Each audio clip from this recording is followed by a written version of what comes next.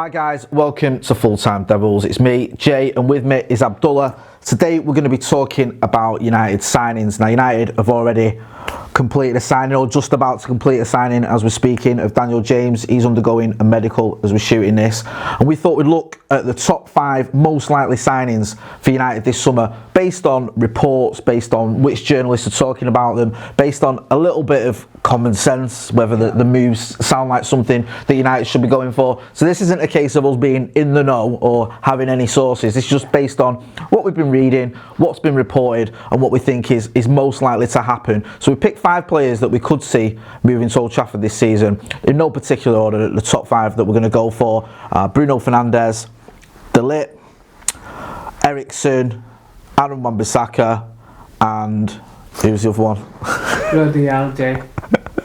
James Maddison, there you go. James Maddison is another one who's popped up recently. So we'll start with Bruno Fernandes, because this was a player that was linked with City. Then there was rumours that United were going to sneak in there and get him. He's a player that you know a little bit about, quite excited about. Yeah. Young player, fairly young, 24 I think.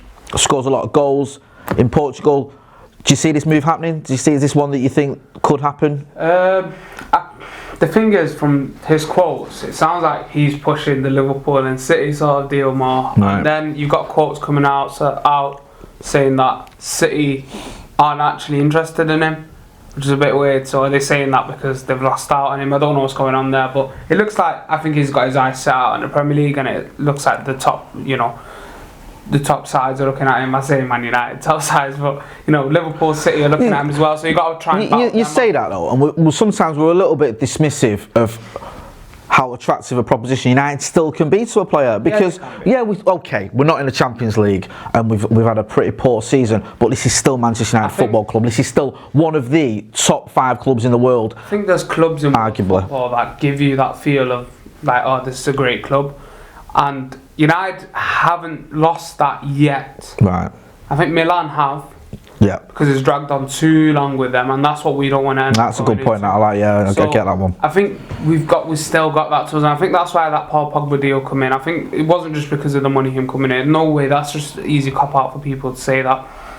It's even attracting someone like Zlatan, who could have gone anywhere else in Europe and won a title or whatever.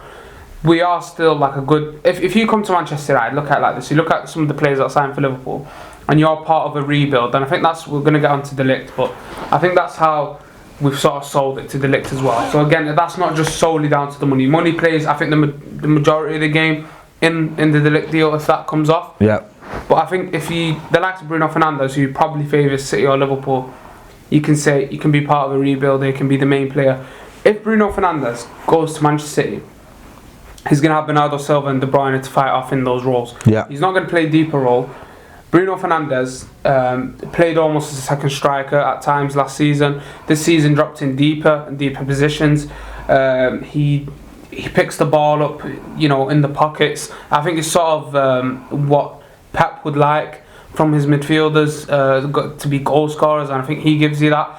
He carries the ball really well. His reading of the game's great. The game against Switzerland we watched, he played out wide. A lot of people were like, who's it? Well, we've just watched him. A lot of people do that, and it just watched him. He's not had a great game. I've written him off, but he played completely out of position in that game where he was playing wide and coming into the middle. He didn't look too great.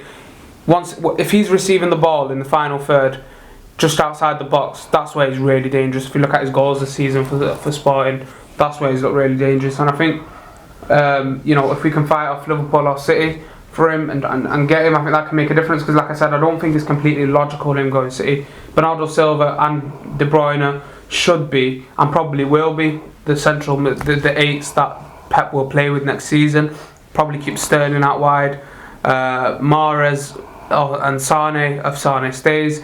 I can't see Bernardo Silva going back to the right after the he's had a phenomenal season, hasn't he, Bernardo Silva, annoyingly.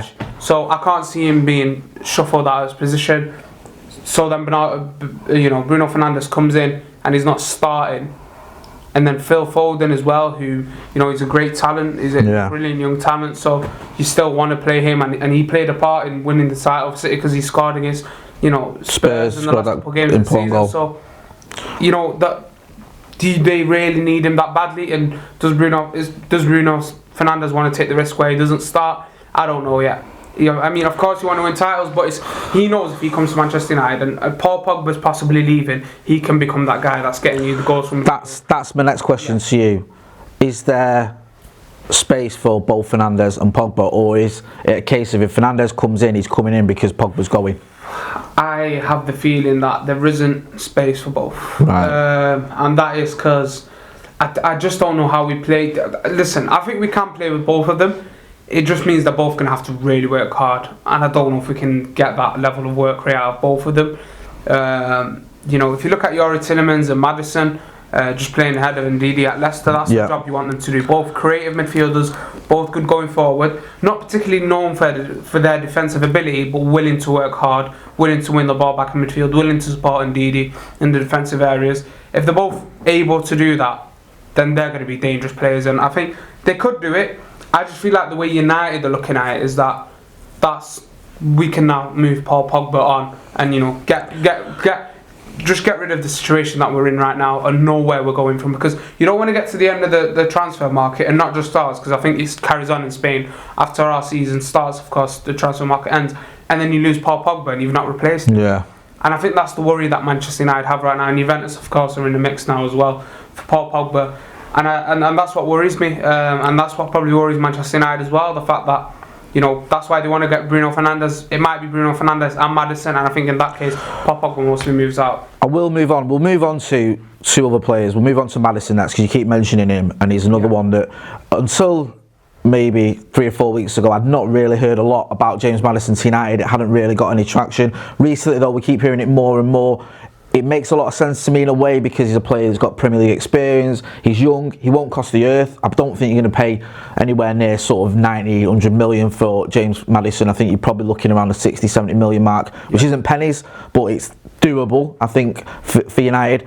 And he's a player, again, that if Paul Pogba moves on, from what I gather from what you're saying and what other people are saying, he could come in. Is that another one? Is that another player that would come in, but only if Paul Pogba ends up at a Real Madrid, a Barca, or a Juventus? Well, the morning of when the news come out about James Maddison, you know, supposedly United are in pole position to sign him, coming from the Telegraph, who aren't the worst, you know. No, this is the thing. Looking at these players, you know, we don't know. We don't know. We're saying that we don't know. We're not saying, oh, this is going to happen. But when you look at some of these reports, some of the papers, not all, some of the papers that are reporting them are usually quite reliable. Yeah. So there must be something in it. There is something in it. And the morning that come out, I said to the guys around me in the office, I was like, you know what? I think this means Paul Pogba's probably going. I just thought, player has played in central midfield since Brendan Rodgers has stepped in. He's not played the, not everyone thinks he plays as a number 10. He has played as a number 10 without a doubt, but his best games have come under Brendan Rodgers in a midfield three. He plays on that side where we've got Paul Pogba. I'd love him and Paul Pogba, and I think again same situation with Bruno Fernandes. He can make it work. You need them to both work hard, and like I said, what he does with Tielemans in the Leicester side, so we know that he can do that. It just screams that Paul Pogba's leaving me. Same day, comes out later at night that from Damasio, so of course it's a reliable source from mid-city, that Juventus and Paul Pogba are both looking to reunite in the summer. Can they make that happen? They'd like to, you know, give a player the other way, as well as the cash. And that's definitely, so that's the case that Paul Pogba and Juventus, you know, are definitely thinking of that in the summer. I think that's true, because Damasio, we know he doesn't usually get his stuff wrong in Italy. Yeah. Anything that he reports on from there is usually true, and I think Juventus have been eyeing up getting Paul Pogba back for a long time. And I think when the James Maddison news come out that month, I was like, there could be something about Paul Pogba, and I'm not surprised. I think because he's created the most chances in Premier League this season. That is huge. You know, you got a player who plays for Leicester City, who's finding that player that gets him behind, who's Jamie Vardy. Now, I'm not saying Marcus Rashford's on Vardy's level yet. I mean, he's got like 10 years of experience on him. Yeah, on the rest. Different leagues and everything. You know, winning the league title and all that. So, with that, I think because of the way that, you know, when Maddison picks the ball, he looks for that runner, that could suit sort of what Manchester United will miss with Paul Pogba. It's not, of course, I'm not saying, you know, it's an upgrade on him or anything, but you then replacing the creativity that you're losing with Pogba. So it's understandable why we're going for him. If we lose Paul Pogba, if if Manchester United take the right steps in midfield, bringing in, you know, players who can win the ball back and, you know, who can create, and, you know, it means, I think if we lose Paul Pogba, you get your James Maddisons in, then you get someone like Rabiot and Partey. You need 3 signings, without a shadow of a doubt. If you don't make 3 signings in midfield, and 3 brilliant signings from top sides in Europe, like your Thomas Partey's, your Rabiot's, players who played at the high level, and then you bring in someone like Maddison who's Premier League proven. We've seen the chances that he creates, we've seen the numbers that he puts up. You know, that's the only way you can replace Paul Pogba for me. If you bring in, and then you sort of done what Liverpool done with Coutinho. Even then, it's not going to be an easy job replacing him, Paul Pogba, because you're losing goals. This is the one thing, Abdul, that worries me a little bit, is because I like Maddison. I think he's a good player. He's played well in the Premier League whenever I've seen him. He's always a player that creates things. He wants the ball. I like the fact he always wants the ball and he tries to make things happen. He doesn't just play the safe pass. He's looking to play that, like you said, that killer pass to Vardy, or trying to unlock defences. And he's in a team which is mid-table. He's in a team which isn't doing, you know, it's not a City or a Liverpool or even a Chelsea. He's in a team that's been sort of in the middle ground. So I like the player. What worries me is he at Pogba's level? No. So it's United taking a little bit of a step back in a way. If Maddison came in and we kept Paul Pogba and we say, right, we're going to have 2 attacking midfielders, we're going to change our system, okay, I'm all for that. But if you're saying we're going to get rid of Paul Pogba, who, despite the grief he gets, people forget this guy is one of the best midfielders in the world. That's why we're not. Maddison's not there yet. That's why we're not progressing, because you got Manchester City who play with the 2 number 8s who give you the goals. But you just mentioned it before, didn't you? De Bruyne and Silva. Exactly, and you look at the numbers they're putting up. I mean, let's look at De Bruyne. Of course, he didn't have a great season. He's been injured. He was injured a lot. The season before that, he was incredible. I'd say the best midfielder in the world in that season, last season, season before, of course. And as you know, Bernardo Silva stepped up. Those 2 next season, it'd be scary to watch. You know, running at you, the work rate that they give you. You mentioned it there about, can United get a Partey or Rabiot or whatever. I think with City, the most underrated player they've got is Fernandinho. 100%. He just does so much of the donkey work and the leg work that you need, and he's so good on the ball as well when he gets it, that he allows the likes of De Bruyne, David Silva, Bernardo Silva. You need someone like that. And he allows the fullbacks to get forward, he covers for them, and I think that's what Fabinho does for Liverpool. That's why I think we need. So if you're telling me if we get James Maddison in, and I want to play like the best teams in Europe do, and I think Ollie understands having the 4-3-3, because we've seen that he almost keeps the front 3 when he had Jesse Lingard, Martial and Marcus Rashford further up the pitch. Just press, make sure you work hard, win the ball back. All the top teams do that in Europe, but stay up there. The midfield has to be compact, but it's also got to have goals and chances being created from there, and it's got to have someone defensive midfield who's got the legs to cover the pitch, who's got the understanding of the game. If you tell me you're bringing in James Maddison, you're keeping Paul Pogba, that's great, sound. But if you've not got a defensive midfielder, like you said, that's going to cover for the wing, the fullbacks to get forward. If you're going to play the low next season, you need someone to cover for him, to drop him through. Yeah. No matter how good your right back is, you look at Trent, brilliant best right back in the world right now, in my opinion. Defensively, yes, he's not the greatest, but he doesn't have to be, because the best teams in the world attack. The numbers that he's put up, the way that he's played this season, he is the best right back for me in the world. The way he drives the ball into midfield, the way he goes out wide, everything comes through him and Robertson when Liverpool aren't getting the things coming from the front 3. And I think when Delo wants to, you know, burst forward, if he's alright back next season, or if we don't sign Wan Bissaka, if Delo's that guy, then you need your defensive midfielder to drop in for him. And I think if we sign James Maddison and Paul Pogba, then you've got to bring, if we sign James Maddison, keep Paul Pogba, you've got to bring in the Thomas Partey for me. Someone who's composed on the ball, played at the high level in Europe, played in Champions League final. He's had brilliant games at the Nou Camp against Barcelona. The last 2-3 games I think I've watched Atletico Madrid and Barcelona, Thomas Partey has been the best player for Atletico Madrid. He's been phenomenal for them. Composed in midfield, wins the ball back. Everything you need. Sort of what Fernandinho gives you.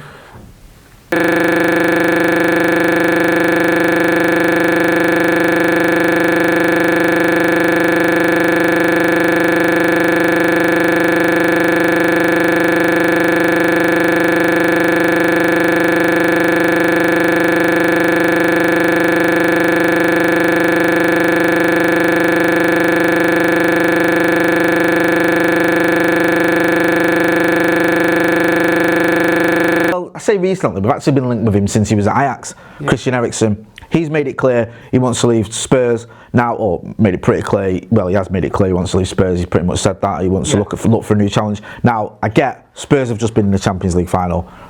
They were still in the Champions League. They've got a new stadium, all the rest of it. So if he wants to leave there, you'd expect him to want to go to someone who's still in the Champions League and who's going to be challenging for titles. But Manchester United, for me, is, I think for most people, is a bigger club than Spurs. The money as well. He's 27. This could be his last big contract. We know that Woodward is quite fond of throwing that out when he needs to certain players. Eriksen is a player that United has been on United's radar since he was at Ajax. Yeah. And he's the reason I think there might be something in this, he's a sort of marquee type signing that not necessarily all the fans, but the board might think, you know, here's a nice shiny number 7 type player who's going to, you know, we can throw 90 million or 80 million or whatever at, and that's the sort of big money signing we can sell shirts off the back of. So I'm just wondering if there might be something in that. I think what's happened with Christian Eriksen is, because Real Madrid, if they're not signing Paul Pogba, we know, and I think from the reports, it's pretty clear from what's going on, is that Paul Pogba's the number 1. That's who Zidane wants. Yeah. If not, it's Christian Eriksen. Yeah. The problem I think is where this has come up is that Eriksen has sort of come out and said, I'm leaving this summer. Yeah. To push Real Madrid to get that deal done with him. That then leaves Paul Pogba obviously most likely staying at Manchester United, if not going Juventus. That's how it'd work around for us. The issue that I got with this is I don't think Eriksen wants to come to Manchester United in that case. I think that's what's happened. It's pretty clear that the reason he's come out and said I'm leaving is because he wants Real Madrid to push that for that deal. Yeah. That's my other worry. If you don't want to be here, off where he's second option, I mean, he's a brilliant player, and without a shadow of a doubt, I've had some concerns within this season in terms of when he's received the ball in deep areas, he's lost it. You look at the goal that never happened for City or whatever because of VAR, the way he wasn't composed there, out of the game on both of the last 2 games against Liverpool, the final and in the league. Yeah.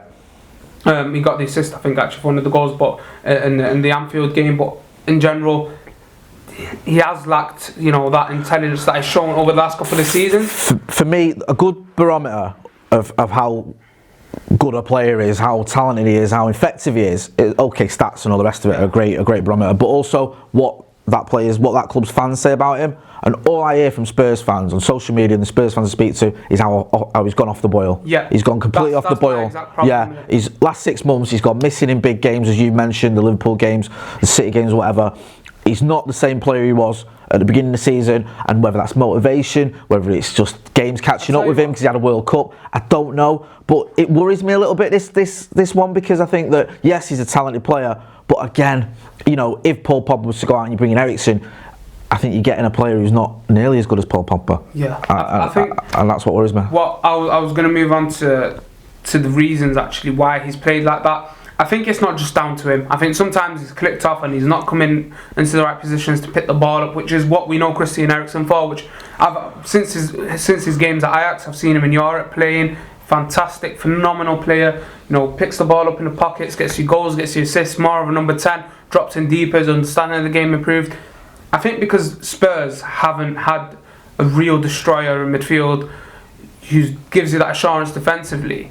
Because Eric Dyer, the last couple of seasons, was doing that for Spurs, but he had the injury, then he's not been too great when he's coming back. Moussako's had a phenomenal season for Spurs, but he's not that guy. Because he's more of an advanced midfielder. He goes all over, doesn't he? Exactly. He's up the pitch, and you need a player to complement him. And that's what Eriksen didn't have anymore. Someone who's just solely there to be that defensive guy. And Moussako, one of the best midfielders, in my opinion, in Europe this season, absolutely underrated, but he didn't give that to Eriksen. The reason I'm talking about that tactical side of stuff with Spurs is because that then has a knock-on effect on Christian Eriksen and his performances. Now, like I said, I think he's gone missing in the big games. At times, I think he's at fault because of the way he's picking the ball up. But I think because of the way Spurs are set up, if we talk about Paul Pogba and the way we set up, you've got to be fair with the other players. I said he's been disappointed, but I do think that's played a huge role because he's having to drop into positions where he shouldn't be all the time. I know he loves to drop deep and find the passes over the top to Ali and Kane and Son, but because of that, it's sort of not allowing him to play his game. Like Paul Pogba, he wants to get into the final third a bit more, just in behind the defence. He wants the defensive midfielders to find him, whereas this season's had to drop in and sort of do a bit more of the dog work when he shouldn't be. you're going to have to do that at Manchester United. So, especially if Paul Pogba... You see, we're getting the same sort of arguments with a lot of these players that we mentioned, the Fernandes and Maddison. It's just about complimenting. By the way, some of these players can be better. For example, we could be looking at someone other than Eriksen, and Eriksen could be miles ahead of him talent-wise and what he gives. But you've got to complement each other in the field. We've seen that with Paul Pogba. You can't tell me you're going to bring in James Maddison, Eriksen, this and that, and play him in midfield. They could be levels above certain players, but if they don't complement each other in midfield... What you're saying to me, what I'm gathering here is these players, whatever, they come in for Pogba or they don't, we still need that guy, and Nemanja Matic 100%. Probably isn't that guy anymore. That's midfielders that we looked at. One player that me and you have spoken about probably hours on end is Wan Bissaka. You know my thoughts on him. He's the one signing that I think we need. I know that you're a big Ashley Young fan, so you're happy to see Young start right back again for the next 5 years. I'm joking, before anyone starts hammering Abdul in the comments. Wan Bissaka, this has been going on for a few weeks now, probably a bit longer. What we're hearing, or what a lot of people are reporting, is that Crystal Palace want more than what United are willing to pay. Crystal Palace are talking 60, 70 million. United are looking more like 30, 40, 50 million maybe.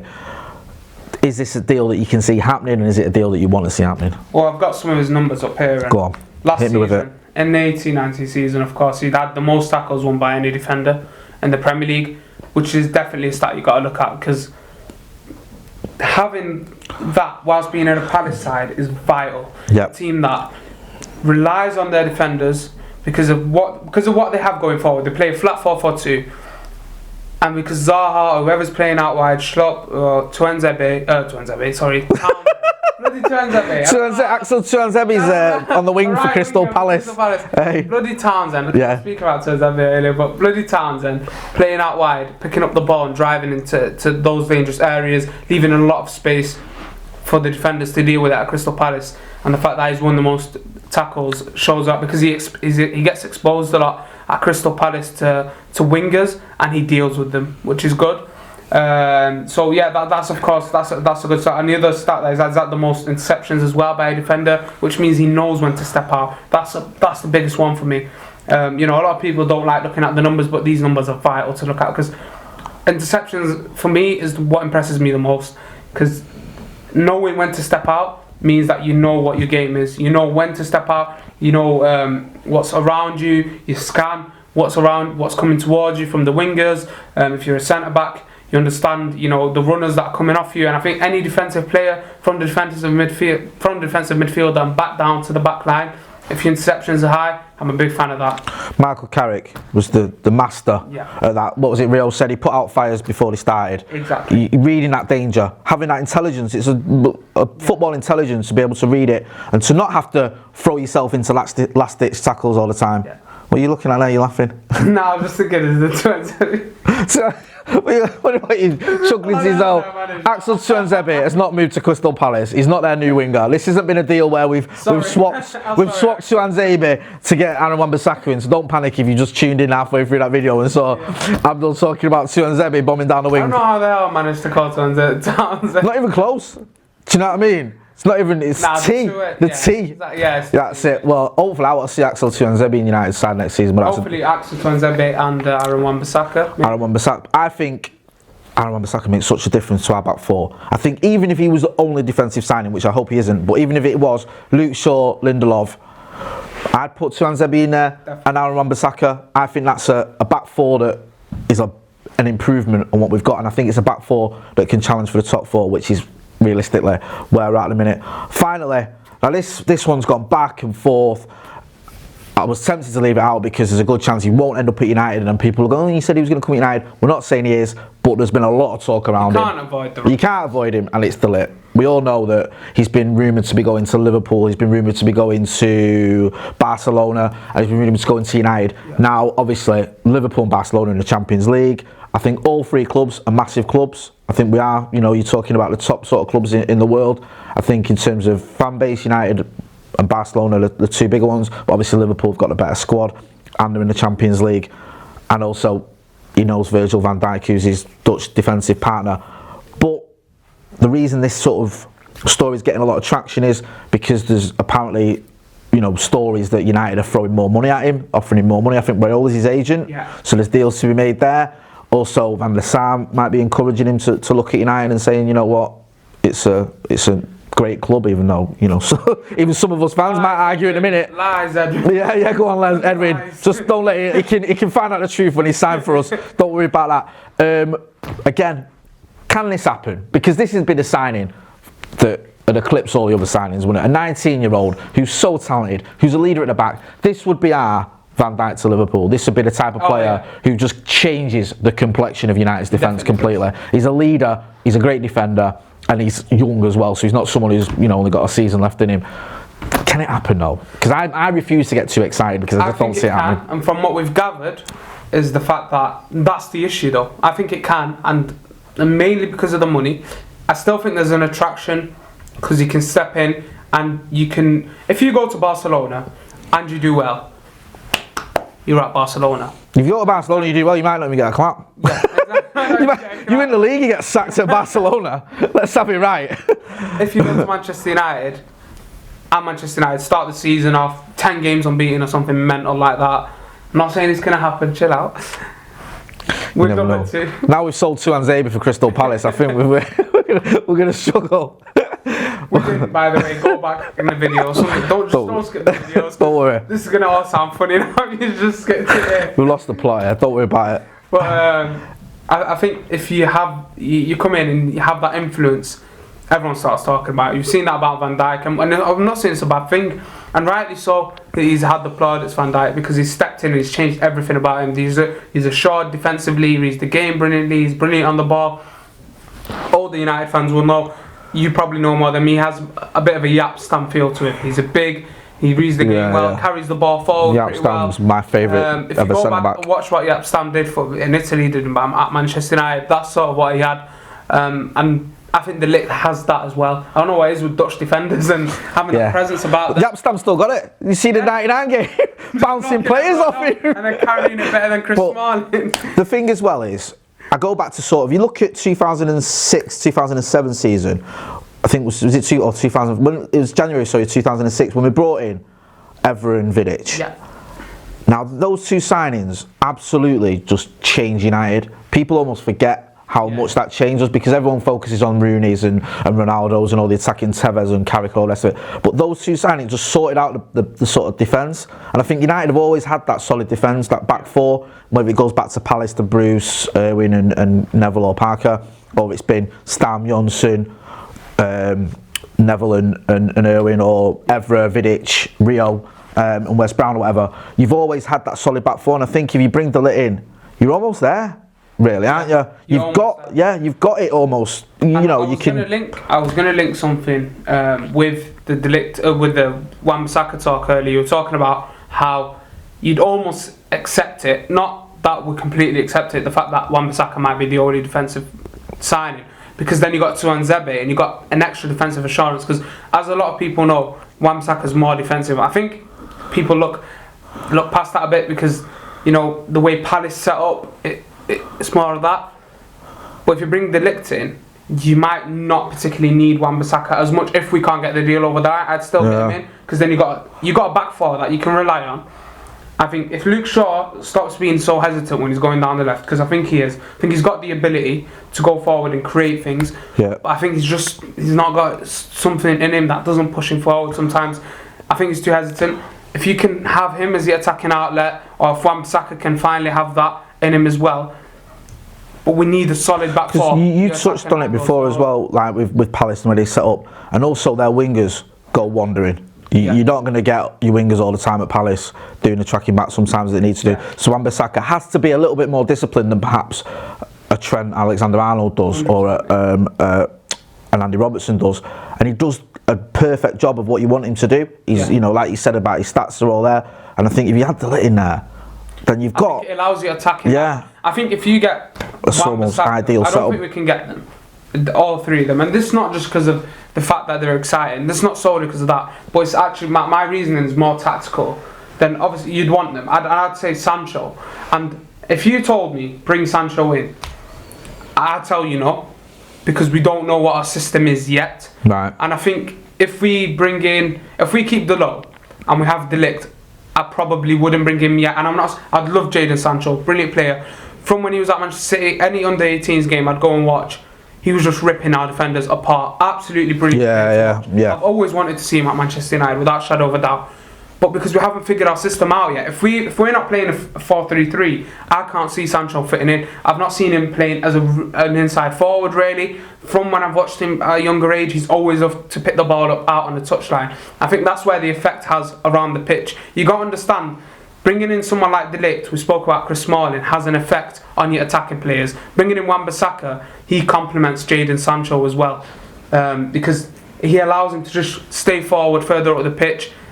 If you bring in if you keep De Ligt and De Ligt as your defensive partnership there on the right side, you don't particularly need Jadon Sancho straight off the bat, because you've got the width with De Ligt going forward. Maybe bring in a defensive player. De Ligt's very good going forward, and I think some of his best games for United have been when he's been played further up the pitch.